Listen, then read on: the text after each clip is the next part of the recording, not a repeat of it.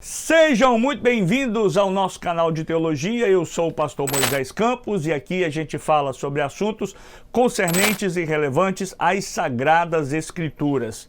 E no vídeo de hoje vamos falar de um assunto que tem atingido, mais uma vez, milhares de pessoas. Quem sabe você não é uma delas. Por isso, eu quero pedir para você, não saia daí, porque eu já volto para te contar.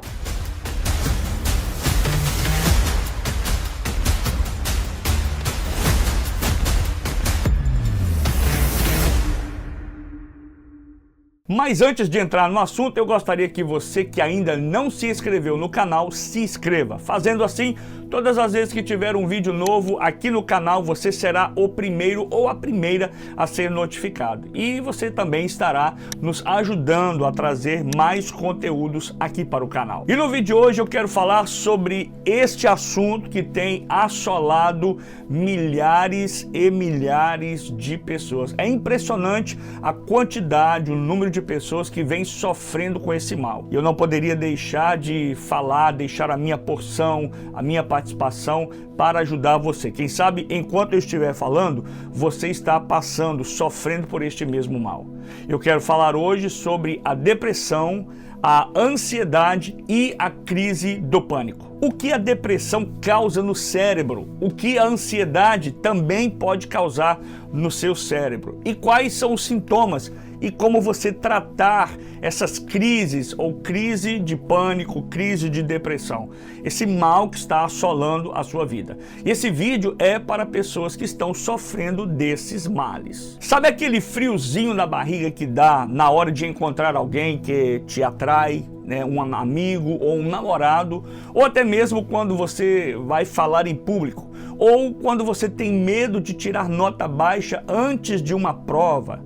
Isso se chama ansiedade, um sentimento que todo mundo tem de vez em quando, o que é normal e não é prejudicial. Mas a ansiedade pode virar uma doença quando ocorre com muita frequência ou vem muito forte, prejudicando tanto a sua saúde mental como o funcionamento do corpo. Nesses casos, os médicos classificam esse tipo de ansiedade como ansiedade turbinada, como um transtorno de saúde mental. Geralmente, ela se manifesta pelos seguintes sintomas: preocupações, tensões ou medo exagerado, sem a capacidade de relaxar, sensação contínua de que algo ruim vai acontecer, medo extremo de um objeto ou uma situação, medo exagerado de ser humilhado publicamente, passar vergonha, falta de controle sobre os pensamentos ou atitudes,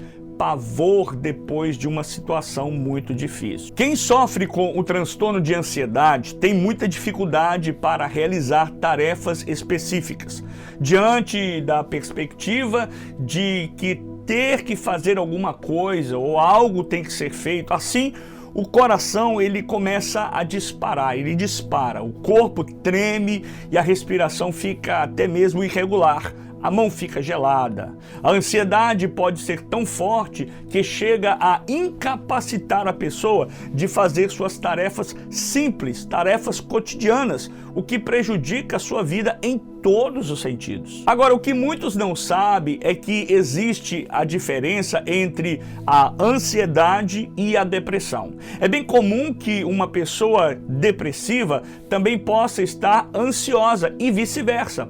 Por isso, fazer esse tipo de diagnóstico ou diferenciar uma da outra é uma tarefa complexa que cabe a um profissional e que precisa levar em conta também o histórico familiar, experiências passadas, o ambiente no qual você vive. Depois de analisar todos esses fatores, o médico, o especialista, o psicanalista ou até mesmo o psicólogo, ele indica o tratamento mais adequado.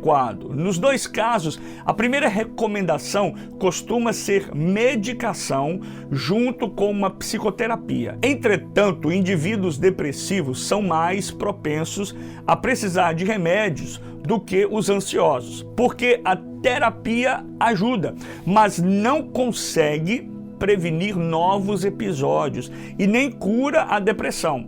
Tem que ser tratada com medicamento e um acompanhamento médico. Em geral, ansiedade e depressão são condições que exigem tratamento ao longo prazo e merecem uma atenção adequada.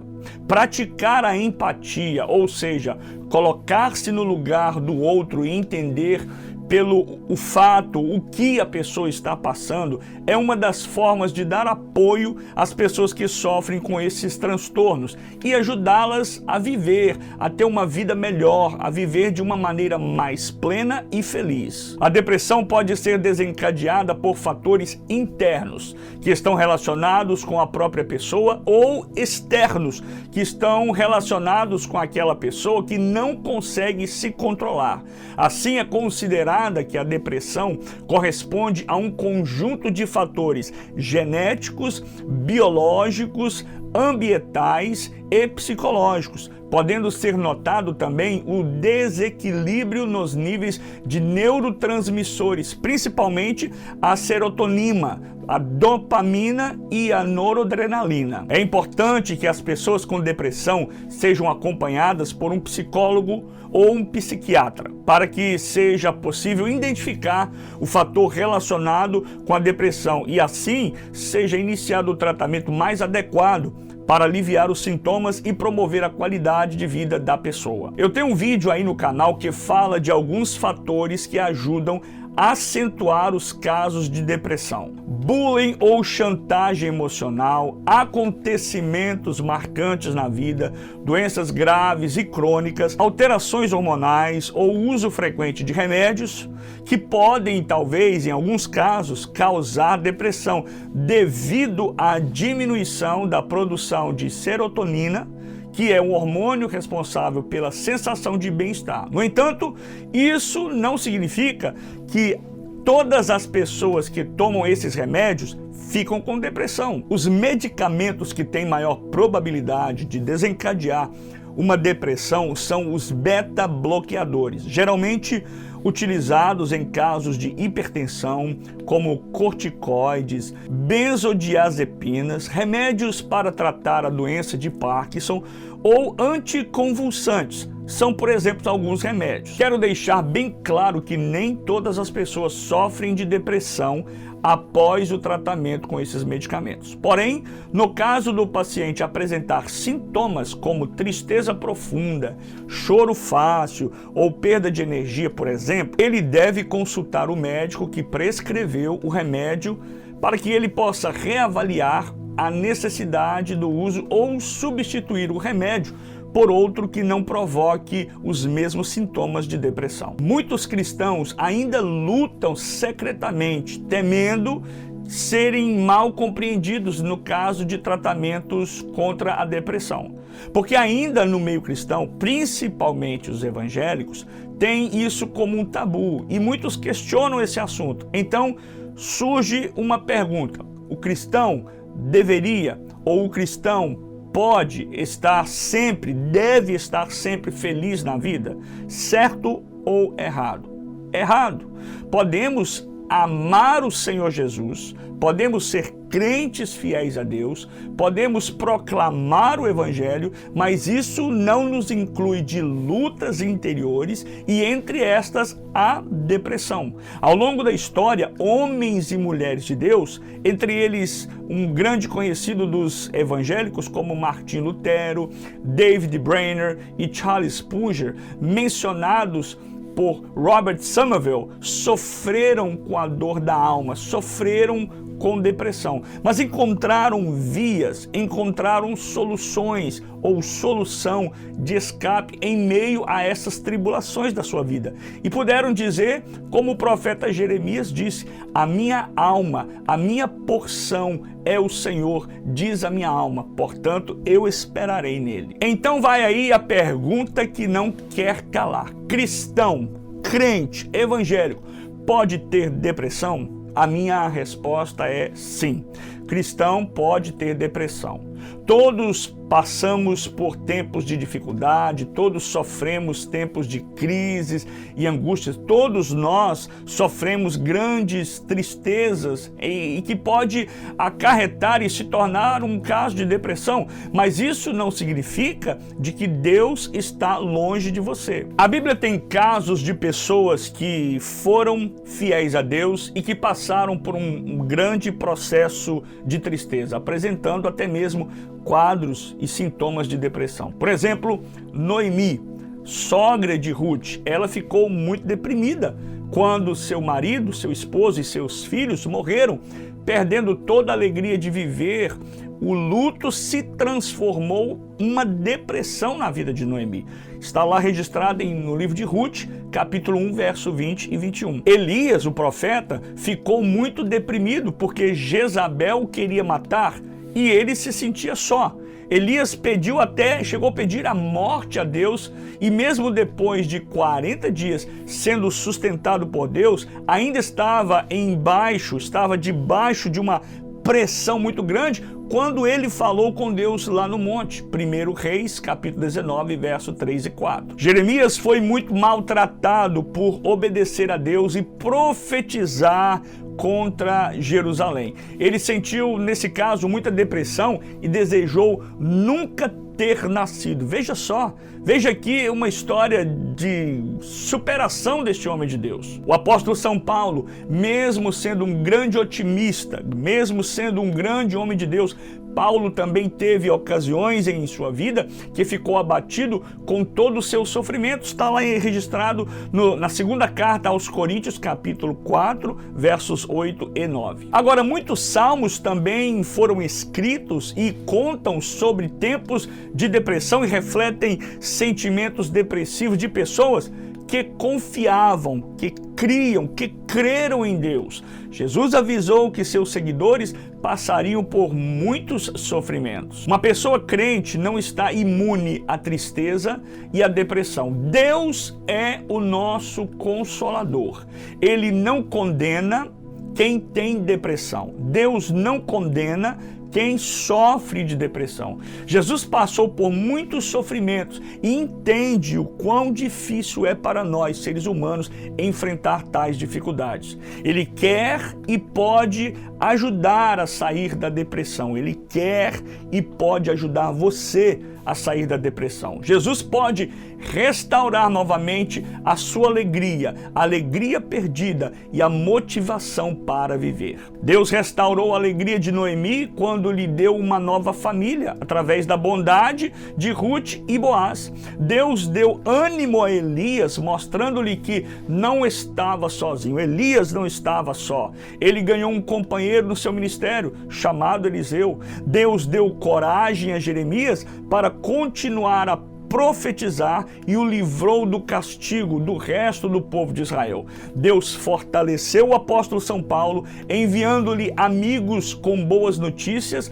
do fruto do seu trabalho. E agora eu quero lhe fazer um apelo, por favor, se você está com depressão ou se você acha que você está tendo sintomas ou até mesmo conhece alguém que está nessa situação, saiba, em primeiro lugar, que Deus quer te ajudar. Em segundo lugar, procure alguém experiente, como um pastor, um psicanalista, um psicólogo, um médico, que possa lhe ajudar a lutar e a vencer a depressão. Vencer a depressão passa principalmente por mudar algumas atitudes, ou tentar mudar. É muito importante nessa hora você querer mudança, você querer mudar, tomar atitude. Isso exige de você uma certa atitude de mudança. Deus quer libertar você da depressão. Eu já disse isso, vou repetir. Deus quer libertar você da depressão. Agora, é natural passar por tempos de tristeza. É natural passar por tempos de dificuldade. Porém, Deus pode restaurar a sua sorte. Porém, Deus pode restaurar a sua alegria, porque a depressão não é o fim. Alguém me perguntou certa vez, Aonde está Deus no caso de depressão? Eu quero que você saiba que Deus entende a tristeza. Jesus se sentiu triste. A Bíblia diz que Jesus chorou. Muitos salmos expressam a tristeza e angústia profunda dos seus autores. Muitas vezes Deus está ao nosso redor, mas a tristeza não é o fim do caminho. A depressão é tristeza fora de controle. Porém, Deus quer e pode restaurar a sua alegria e a sua esperança. Durante a depressão pode parecer que Deus esteja longe ou não gosta de você, mas isso não é verdade. Nossos sentimentos são enganosos. Jeremias capítulo 17, verso 9 diz isso. Deus lhe ama e está com você mesmo quando você não percebe, mesmo quando você não sente isso. Outro fator muito importante é: depressão não é pecado, nem sinal de falta de fé. Tire isso da sua mente. Pessoas muito espirituais e firmes com Deus também passam por tempos de depressão. Eu falei de alguns casos aqui, vou repetir. Por exemplo, o caso de Elias, que sentiu depressão ao ponto de querer morrer. Ele pediu a morte. Jeremias ficou tão deprimido que desejou nunca ter nascido. Ainda assim, Deus o sustentou e o ajudou a ultrapassar o sofrimento e a depressão. Agora eu quero lhe passar a receita de como vencer a depressão. Chame todo mundo aí da sala, chame seus amigos, compartilhe esse vídeo, porque é muito importante essa parte. Lutar contra a depressão não é fácil e leva tempo. Você não está sozinho, e eu disse isso várias vezes, porém eu quero repetir, você não está sozinho nessa luta, por isso não desista. A primeira coisa que você deve fazer é confiar em Deus. Confie em Deus. Ele promete que a tristeza passará. Acredite nisso. Leia lá Mateus capítulo 11, verso 28. Segundo, procure ajuda. Encontre um pastor, encontre um líder, um psicólogo, um psicanalista, alguém que possa lhe ajudar nessa situação específica. Terceiro, não se isole. Nessa hora, muitas pessoas têm a tendência a se isolar, a estar dentro de um quarto escuro, em cima de uma cama, debaixo de uma coberta. Não se isole. Tenha sempre uma boa companhia, porque a companhia pode parecer até difícil nesse momento de depressão, mas haverá sempre alguém que quer estar ao seu lado para te ajudar. A depressão, ela faz parte desse processo de isolamento, de distanciamento, mas faça um esforço, encontre amigos, ligue para alguém, levante, tenha bom ânimo, porque você será confortado. E por falar em confortado, a palavra de Deus nos traz conforto. Leia Provérbios capítulo 17, verso 17. Se ocupe, mas não se sobrecarregue. Procure coisas para fazer, coisas pequenas, atividades que te dão prazer, apesar de que nesse momento talvez você possa estar sem prazer, não tenha prazer para praticar alguma atividade, mas procure atividades pequenas, trabalhos pequenos. Isso vai te ajudar. Você vai conseguir distrair a sua mente sem sobrecarregá-la. Ore, peça ajuda a Deus, conte para Ele tudo o que você está sentindo. Conte para Deus tudo o que você está passando. Com Deus, você pode ser completamente honesto e Ele ainda vai lhe amar. Leia a Bíblia, tente ler um salmo por dia. Eu quero deixar esse conselho para você. Na Bíblia nós encontramos referências e ajudas para todas as áreas da nossa vida. Nesse caso, eu recomendo você a ler um salmo por dia. Você pode até fazer do salmo a sua oração. Quando eu era pequeno, quando eu era criança, eu fui ensinado a orar a Bíblia. Como assim? Orar os salmos, orar as passagens bíblicas. Nesse caso, você vai pegar o salmo e vai fazer dele a sua oração. Você vai começar a orar lendo os salmos. Mude seu pensamento, se obrigue. Nessa hora, eu quero lhe pedir isso de forma taxativa. Se obrigue a pensar em coisas positivas. E um ponto muito importante é: agradeça a Deus por essas coisas. por mínimas que elas sejam. Não deixe a depressão vencer a sua vontade de ser grato a Deus. Trate dos sintomas físicos também como doença. Por exemplo, uma má dieta ou a falta de exercício físico podem causar e piorar a depressão. Cuide então de seu corpo, cuide do seu cérebro, porque o seu cérebro, na hora do exercício, ele precisa ser oxigenado. Ele vai estar recebendo uma dose maior de oxigênio devido aos exercícios praticados. E isso vai lhe ajudar, você vai ver que vai melhorar. Porque no caso da depressão, a depressão ela causa um efeito na mente. Então, o que a depressão causa no cérebro? A ansiedade também, ela causa um efeito no cérebro. Eu quero falar para você sobre esses fatores agora. Por exemplo, pessoas deprimidas provavelmente já escutaram que deveria se esforçar, como eu disse, para vencer a tristeza.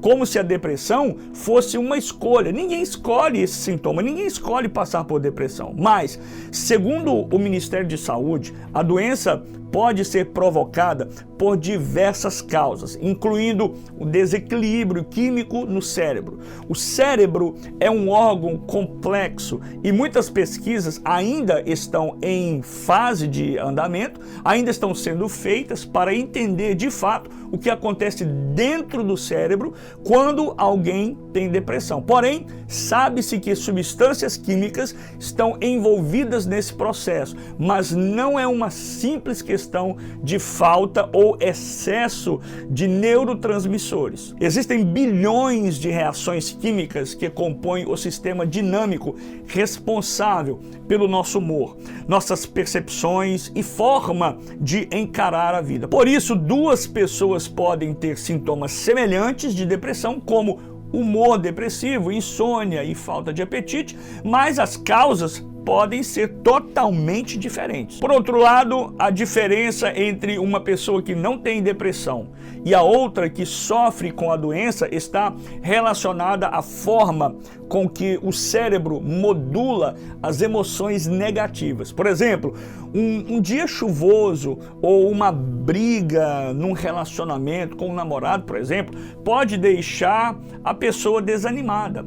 Ainda assim, ela provavelmente será capaz de ir trabalhar ou de ter uma conversa agradável com amigos. Já a pessoa com depressão, provavelmente ela terá mais dificuldade para se relacionar ou para modular essas emoções. Como a rede de neurônios do cérebro não está funcionando como deveria, o indivíduo não consegue desengajar o humor, ele não consegue liberar aquela sensação de humor para lhe dar direito e vontade de viver. Porque o humor tem os seus aspectos até mesmo negativos, sentindo assim, trazendo sentimento de tristeza, melancolia, uma pessoa fica apática e sem vontade de fazer as coisas que mais deseja, por exemplo. Segundo a Universidade de Harvard, a depressão não está relacionada apenas ao comportamento e níveis de substâncias químicas como os neurotransmissores, mas também as conexões, está relacionado às conexões das células nervosas e ao funcionamento dos circuitos em áreas do cérebro relacionadas ao seu humor. Por isso, um estudo publicado por pesquisadores da Escola de Medicina da Universidade de Washington também mostrou que o hipocampo, principal sede da memória, das emoções e comportamentos sociais, era a menor em algumas pessoas com depressão. A pesquisa envolveu 24 mulheres que tinham histórico de depressão. Em média, o hipocampo era de 9% a 13% menor entre as pacientes deprimidas. Além disso, quanto mais crises de depressão a pessoa teve, menor era o hipocampo. Pesquisadores têm a hipótese de que o estresse desempenha um papel importante nesses casos, pois acreditam que ele pode suprimir a produção de novos neurônios na área do hipocampo, estando assim relacionados diretamente à depressão. Também, de acordo com a Universidade de Harvard nos Estados Unidos, pesquisas estão sendo conduzidas para explorar as possíveis relações entre a produção lenta de novos neurônios na área do hipocampo no cérebro, causando a depressão. E o funcionamento dos antidepressivos no cérebro apoia essa teoria. Esses medicamentos aumentam imediatamente a concentração de neurotransmissores, como a serotonina, no cérebro, provocando então assim mais agentes. No entanto, o paciente só começa a sentir seus efeitos depois de algum tempo de uso, como dias ou até mesmo semanas. O que a ansiedade causa no cérebro? O impacto da ansiedade no cérebro, ele é enorme. O cortisol, a adrenalina e a noradrenalina nos deixam alertas e na defensiva ao mesmo tempo. Dessa forma, a nossa mente se transforma em um terreno fértil para pensamentos irracionais, para o medo que devora e paralisa, para aquelas emoções que, como um anoitecer gelado, sem lua ou estrelas, obscurecem completamente a nossa realidade. A verdade é que poucos estados psicológicos podem se tornar tão intensos quanto a ansiedade. Os estudos demográficos mostram que muitas pessoas convivem com ansiedade crônica, são incapazes de perceber que existe outra maneira de sentir e processar a realidade. Deixam-se levar por esse cavalo de batalha sem saber como reagir. Por outro lado, alguns experimentam o que é conhecido como ansiedade situacional. Falar em público, enfrentar uma entrevista de emprego, uma prova na faculdade, ou mesmo se relacionar com amigos, com outras pessoas. São exemplos de momentos que a bandeira vermelha do perigo que tanto nos limita, ela é içada. Kurt Goldenstein disse: o medo aguça os sentidos, a ansiedade os paralisa. Todos nós já sentimos ansiedade. Essa resposta humana tão natural que em doses corretas pode atuar como um condutor valioso para impulsionar os nossos propósitos, muitas vezes foge do nosso controle. Ela toma conta da nossa vida sem que percebamos. E quando isso acontece, tudo fica de forma distorcida, sem forma, como em uma pintura de Candy Sky. Para entender melhor o impacto da ansiedade no cérebro, precisamos saber diferenciá-la do estresse. Por exemplo, o estresse corresponde a um processo de ativação fisiológica que surge como resultado de múltiplos fatores externos, ou seja, há sempre um elemento que desencadeia no momento presente a pressão do trabalho, um excesso de tarefas, problemas familiares e etc. O estresse, já em contrapartida, surge quando estamos conscientes de que nos faltam recursos para enfrentar todos esses estímulos. Ainda falando desses componentes que trazem algum efeito direto ou indiretamente no cérebro, temos um fator que eu quero compartilhar com você, que é a amígdala cerebral. A amígdala cerebral é uma pequena estrutura localizada na parte mais profunda do nosso cérebro e é ela quem processa e interpreta todos os sinais sensoriais que vêm do nosso meio ambiente, de onde nós estamos. Ela também alerta o cérebro de que existe uma ameaça de perigo, do qual devemos nos defender. É aquele tipo sensor instintivo e às vezes até irracional. Não sabemos que ele está ali, mas ele está trabalhando, que nos faz reagir diante de medos comuns, como aranha, escuridão, relâmpagos, altura e por aí vai. Um outro fator importante é o hipocampo. O hipocampo é a parte do cérebro ligada à nossa memória emocional. Se o impacto da ansiedade sobre o cérebro for intenso e sustentado por um longo período de tempo, essa estrutura será uma das mais que vai sofrer mais. O seu tamanho é reduzido e sofreremos sérios efeitos associados a essa alteração. Dessa forma, perdas de memória, problemas de concentração ou até mesmo estresse pós-traumático são muito frequentes. Esse efeito é muito comum em crianças que sofrem abusos ou um peso devastador do medo permanente, da angústia, da sensação contínua de perigo. Por outro lado, há alguns meses, uma descoberta tão interessante quanto esperançosa foi publicada na revista Neuron, que verificou que as células responsáveis pela ansiedade estão localizadas exatamente no hipocampo. A partir dessa constatação, os especialistas esperam desenvolver medicamentos mais precisos para regular a sua atividade. Entre tantos conselhos que eu já disse e deixei aqui para você nesse vídeo, eu quero deixar alguns conselhos finais. Por exemplo, convença o seu corpo de que não há nenhuma ameaça. Como assim? Pratique o relaxamento. Olha, no caso de estresse, de depressão e ansiedade, as pessoas ficam extremamente tensas. Então, nessa hora, é muito importante você aprender a praticar um relaxamento. Eu disse anteriormente que a respiração é fundamental nessa hora. Por isso, pratique um relaxamento, uma respiração profunda. Faça uma pausa para que o seu corpo possa mandar mensagens e o seu cérebro possa entender que você está querendo relaxar. Coloque a ansiedade a seu favor. Gerenciar a ansiedade não é um problema de força de vontade. Não se trata de fazer desaparecer como um conto de mágica essa realidade do nosso cérebro. Porém, trata-se de aprender a lidar com ela e de usá-la ao nosso favor. Para colocar essa ideia em prática, novos hábitos, novas rotinas são necessárias para te ajudar. Muitas vezes,